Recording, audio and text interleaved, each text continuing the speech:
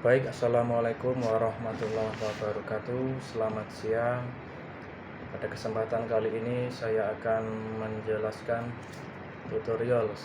sharing tutorial pemanfaatan Google Sheet, Spreadsheet untuk pembuatan aplikasi Inventory Management System.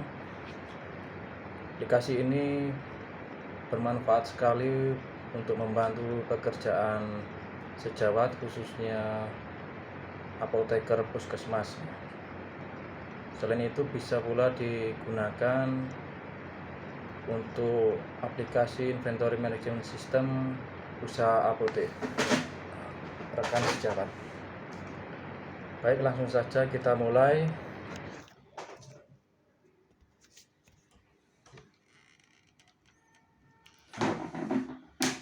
Di sini saya akan menunjukkan cara pemakaian aplikasi menggunakan spreadsheet ya. Sini sudah saya buatkan formulanya, telah saya buatkan juga. Di sini saya hanya ingin menunjukkan cara penggunaan. Ya. Baik, di aplikasi ini terdiri dari beberapa sheet, ada menu, ada item, master, stock in, stock out, kartu stok, stock in gudang, stock out gudang, kartu stok gudang, master gudang, stock up name, dan lain-lain ya. Di sini akan saya jelaskan satu persatu ya. Di sheet menu ini tujuannya sheet ini bermanfaat untuk sebagai tampilan menu, istilahnya sebagai pintasan ya. Misalnya ini menu stock up name, kita klik saja akan menuju ke sheet stock up name. Ya, ini tujuannya agar untuk mempercepat saja sih ini. Serta di menu item ini yang paling penting perlu diperhatikan adalah penginputan waktu periode awal dan periode akhir ya.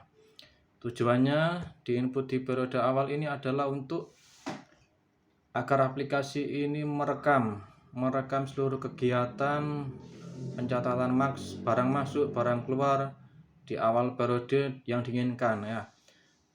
Serta di periode akhir ini menunjukkan di awal mulai transaksi serta sampai periode akhir yang diinginkan. Misalnya kita ingin menginputkan agar terekam di aplikasi ini mulai tanggal 1 Juli 2025 dan periode akhir dibuat tanggal 31 Juli 2025. Ini nantinya seluruh transaksi stok terkini itu ditampilkan hanya dalam rentang periode ini.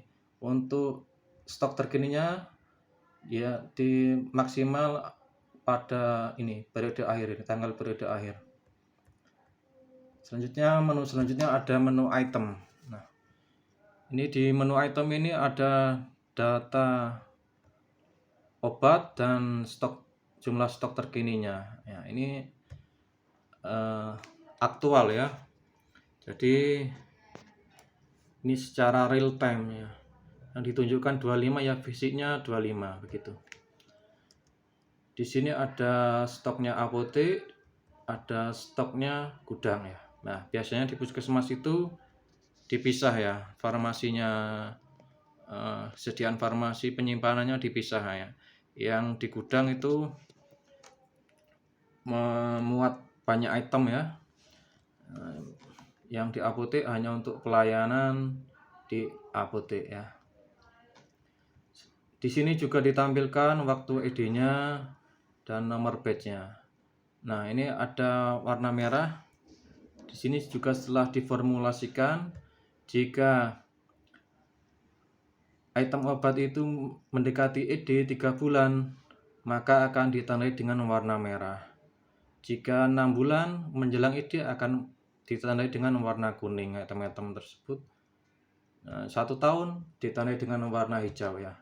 Ini kalau sudah merah begini artinya perlu kewaspadaan kita dalam memantau obat itu ya. Selanjutnya ada menu master. Di menu master ini tidak perlu diperhatikan, ini fungsinya adalah merekap semua transaksi masuk dan keluar ya. Ini menu master ini fungsinya hanya seperti itu. Namun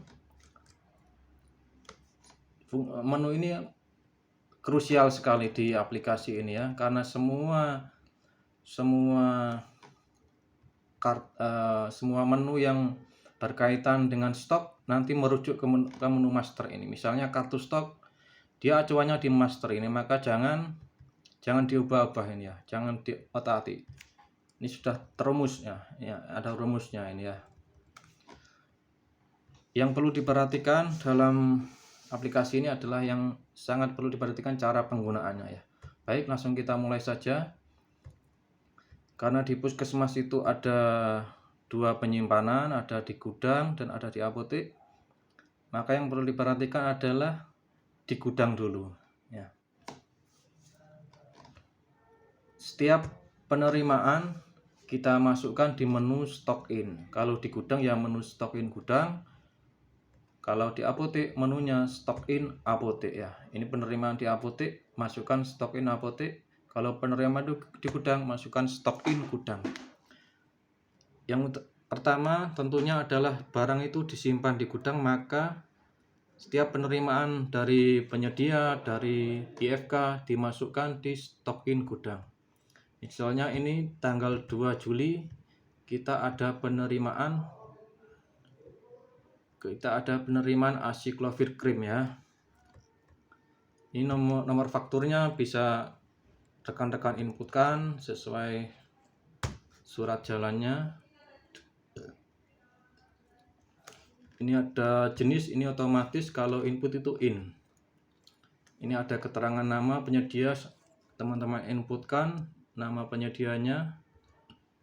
Status pembayaran ini kondisional ya, jika teman-teman ingin inputkan ya tidak masalah, tapi ini tidak terlalu digunakan ya, tidak terlalu krusial data ini. Yang terpenting di dalam penginputan adalah tanggal, nomor faktur. Kalau aplikasi yang digunakan di apotek, nomor faktur, yang ini nama penyedianya yang perlu diinputkan ya, serta nama obatnya dan jumlahnya. Waktu ID juga teman-teman inputkan, setiap barang datang diinputkan waktu ID-nya dan nomor batch. Misalnya kita berikan contoh tanggal 4 misalnya ada penerimaan, faktur terserah dah dari penyedia Pharma Husada misalnya ya. Untuk menginputkan obat, nah ini perlu yang teman-teman perhatikan, cara menginputkannya adalah dengan mengklik ini ya. Dengan klik ini, dengan mencari. Nah ini kan agak lama ya, caranya biar cepat teman-teman ketik aja. Nah, misalnya paracetamol itu, ketik paracetamol. Nah ini ada pilihannya, ini sesuai menu kodenya. Biasanya di puskesmas ada yang dari instalasi farmasi kabupaten, ini saya beri kode IF. Kalau pengadaan sendiri kita beri kode BL, artinya BLUD ya. Misalnya BLUD pengadaan sendiri paracetamol 500 mg sebanyak 1000 misalnya. Kita inputkan 1000 gitu ya. Nah, terus yang diinputkan waktu kadaluarsanya kita inputkan, ini formatnya waktu kadaluarsa adalah bulan, tanggal, dan tahun ya teman-teman. Kalau sini adalah tanggal, bulan, tahun. Kalau sini bulan, tanggal, tahun. Ini karena bawaannya Google Sheet ini ya. Waktu kadaluarsa bulan dulu diinputkan. Misalnya kita inputkan, ini saya tunjukkan misalnya 6 bulan menjelang kadaluarsa ya. Sekarang bulan Juli, misalnya bulan 3 tanggal 15 2026. Oh, hijau ya, masih 1 tahun. Misalnya bulan 1.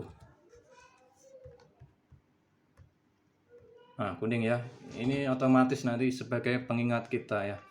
6 bulan sebelum kadaluarsa itu kuning, 1 tahun sebelum kadaluarsa hijau, dan 3 bulan sebelum kadaluarsa merah ya.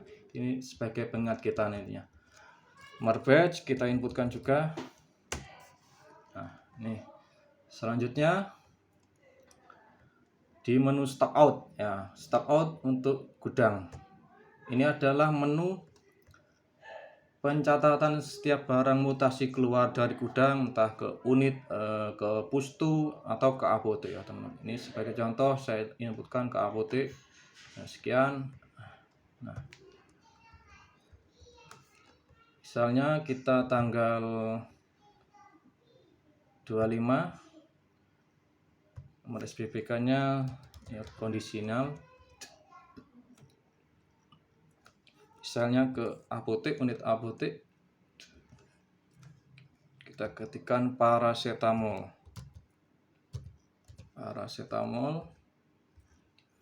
yang BLUD.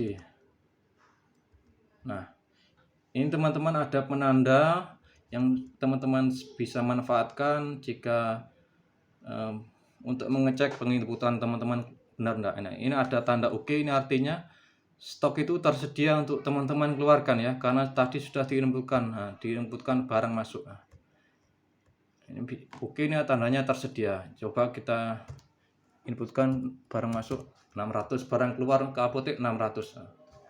Oh, ini stok tidak cukup ya. Ini tandanya. Nah, ini teman-teman.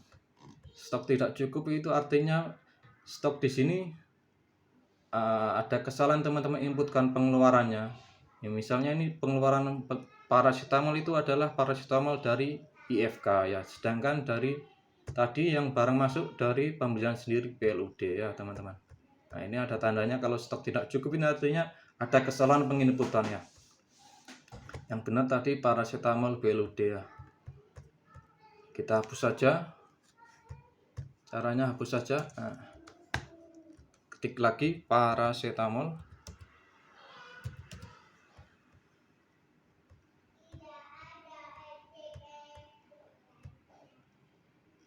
Ketik lagi paracetamol gitu ya. BL ya, BLUD itu artinya yang BLUD ya, tandanya OK ya teman-teman. Itu tandanya bisa dikeluarkan ya. Selanjutnya untuk mempercepat, ini kan barang ke apotek teman-teman. Di apotek itu diinputkan setiap penerimaan, diinputkan ya, penerimaan dari gudang ini diinputkan di sini ya. Ini sebagai contoh, ini ada asiklovir sudah saya inputkan. Untuk lebih cepatnya teman-teman tinggal copy aja ini dah, biar cepat ya. Copy aja dah. Copy apa jumlahnya ini aja. Yang ke apotek ya. Misal ini ya. Teman-teman copy aja. Copy stock in. Masukkan stok ini artinya penerimaan di apotek dari gudang ya. Nah, ini sudah masuk. Ini ganti stock in aja ya teman-teman ya. Stock in, jangan out ya. Ini sangat berpengaruh sekali teman-teman nanti. Yang perlu teman perhatikan tadi di copy dan diganti out karena dari gudang itu out, maka di apotek diganti in ya. Ini nantinya masuk kartu stok nanti. Berpengaruh teman-teman ya. Ini paracetamol belum masuk. Teman-teman copy yang tujuannya ke apotek aja ya, karena dari gudang itu banyak tujuannya ke unit ya. Misalnya saya ini Mayangan artinya ke pustu Mayangan ya. Yang ke apotek saja masukkan. Nah, ini jangan lupa dibuat in, tarik aja dari atasnya. Nah ini sudah ada barang masuk dari ke apotek dari gudang ya. Acyclovir Cream 29 ya, ini barang-barang masuk ke apotek ya. Terus selanjutnya yang perlu diperhatikan adalah ini penginputan hariannya pemakaian di apotek itu ya, untuk pelayanan ya teman-teman, untuk pelayanan resep. Setiap resep teman-teman inputkan pemakaiannya di menu stock out. Nah, jangan salah ya, stock in untuk penerimaan apotek dari gudang, stock out untuk pemakaian di apotek untuk pelayanan resep ya. Ini sudah saya berikan contoh tanggal 4, tanggal 5 untuk pasien, nama pasiennya. Nah, ini oke, artinya ini juga sama, ada penandanya oke ini ya. Ini artinya sesuai, ada stoknya ya, di apotek itu ya. Kalau stok tidak cukup, ini tandanya berarti ada kesalahan inputan. Artinya di apotek belum diinputkan penerimaan dari gudang ya. Misalnya ini ada diphenhydramin, padahal di stokinya belum dimasukkan diphenhydramin ya, tidak ada ya diphenhydramin. Nah, teman-teman, jadi setiap pengeluaran dari gudang ke apotek harus dimasukkan di stock in di apotek ya. Misal kita tanggal 30 nih ada pemakaian untuk resep, teman-teman inputkan nomor registrasi atau nomor BPJS resepnya ya. Biasanya pemeriksa BPK Inspektorat itu meminta selain nama pasien resep ada nomor registrasi maupun alamat biasanya teman-teman ya. Ini nama pasiennya sesuai resep, alamat teman inputkan. Kondisional sih, yang utama itu adalah nama registrasi dan nama pasiennya, dan tentunya nama obatnya ya. Teman-teman ketikkan di sini misalnya paracetamol untuk pasien. Paracetamol dipilih yang ada VLUD adanya ya. VLUD misalnya resep itu 6. Nah, oke, tandanya berarti stok itu sudah masuk di apotek ya. Kalau stok tidak cukup itu teman-teman perlu cek ulang ya, penerimaan di apotek dari gudang itu apa sudah diinputkan apa belum ya. Nah, teman-teman inputkan saja begini. Nah, di sini teman-teman bisa mengetahui jumlah resep yang masuk ya. Nah, pentingnya menginputkan nomor register ini, teman-teman nantinya bisa mengetahui jumlah resep yang masuk dalam periode yang ditentukan tadi, dari awal dan akhir tadi, nanti bisa kerekap ya, bisa ketahuan ya. Ini dari periode 1 Juli sampai 30 Juli ada 12 resep masuk ini misalnya, register ya, ada 12. Nah, ini jumlah pasien ini bisa dihapus teman-teman. Ini karena ini menghitung unik ya, menghitung, saya sudah set rumusnya di sini, hanya menghitung unik ya, artinya yang berbeda ya dari data yang dirumus. Rentang data itu yang ditentukan adalah yang data yang berbeda. Di sini artinya ada satu nama yang sama ya. Nah, ini sejahtera. Yang dihitung yang sama, yang berbeda aja ini. Jadi kalau nomor registrasi kan tentunya nanti mempunyai nomor khusus ya, spesial, setiap pasien beda nantinya bisa untuk menghitung jumlah pasiennya, jumlah resep yang masuk ya. Selain itu, ini aktual nanti jumlah resep. Kalau pasien ini nanti misalnya ada kesamaan nama, nanti bisa berbeda ya jumlah resepnya. Misalnya obatnya dalam satu resep itu lebih dari satu, kan tetap nomor registrasinya sama ya, yang dihitung yang nomor registrasi yang unik ya. Ini penghitungan ini adalah dalam periode yang awal tadi, periode ini. Nah, periode 1 Juli sampai 31 Juli. Misalnya periode awalnya kita ubah tanggal 18, nantinya dia akan menghitung sesuai tanggal 18 itu ya.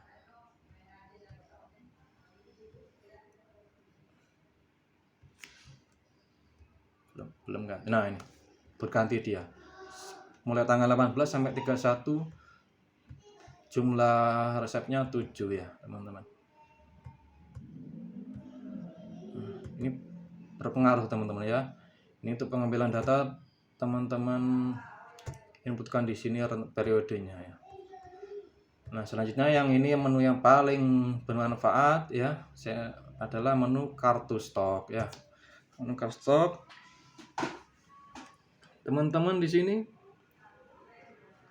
tidak perlu lagi mencatat manual ya. Di sini sudah otomatis dia. Nah, ada di sini kartu stok sudah menampilkan data yang cukup banyak ya. Saya pikir cukup untuk kebutuhan pemeriksaan. Di sini ada tanggalnya, entah tanggal penerimaan atau tanggal pengeluaran. Di sini ada